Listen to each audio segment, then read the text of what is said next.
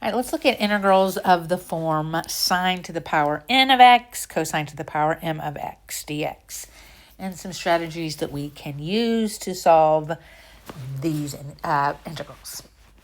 Okay, so we're going to look at different cases. A couple of things that we're going to need for these integrals are,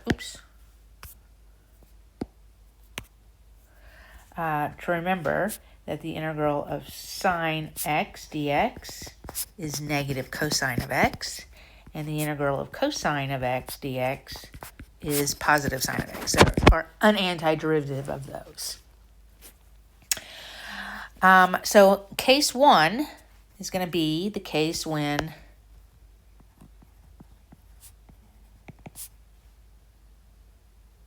n is odd. So the power on your sine function is odd. So for example, sine cubed of x dx. That's an example. Or maybe sine cubed of x cosine x dx.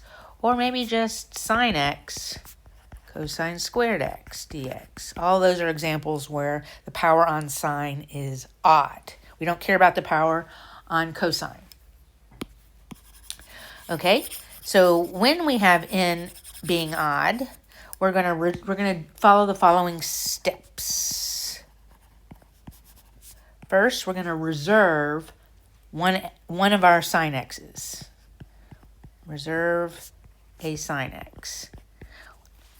And what that's gonna do if the power on sine is odd is the remaining sine x will be even power. So if we had something like sine cubed of x dx, that was our first example, we save one of those. So now we have sine squared x plus a sine x dx. Okay, so we just pull off one of our sines and the remaining bit is even. Okay, so then we're going to use the Pythagorean identity to convert remaining sines to cosine. So using this identity, that sine squared x is equal to 1 minus cosine squared x, you're going to change all the even powers to that. So back to that example we had, sine cubed x dx. We first reserve one sine,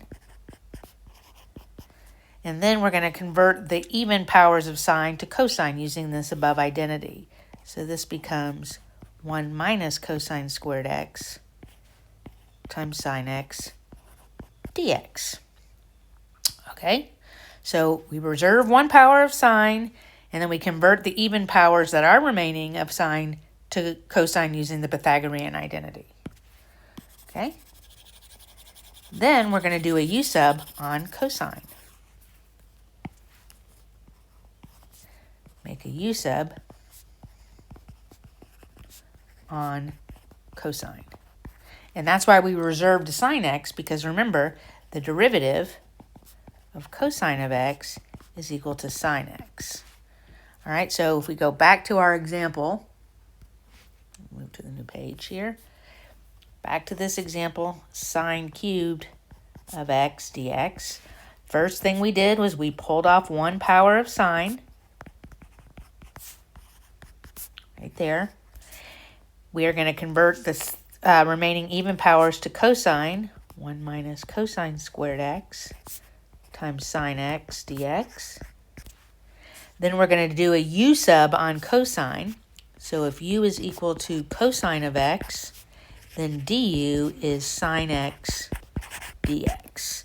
So there's my du right there for my u sub. So this becomes 1 minus u squared du. And then it's a straightforward power rule. You end up with u minus u cubed over 3 plus a constant c.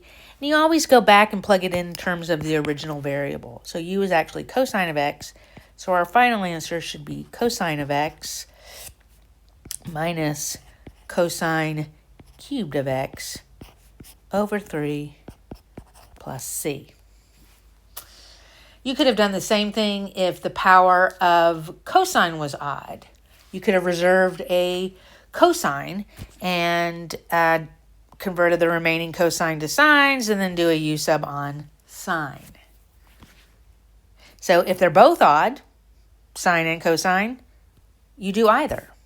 The tricky part comes when they're both even. So we'll say case 2, both n and m are even. This is the trickier one.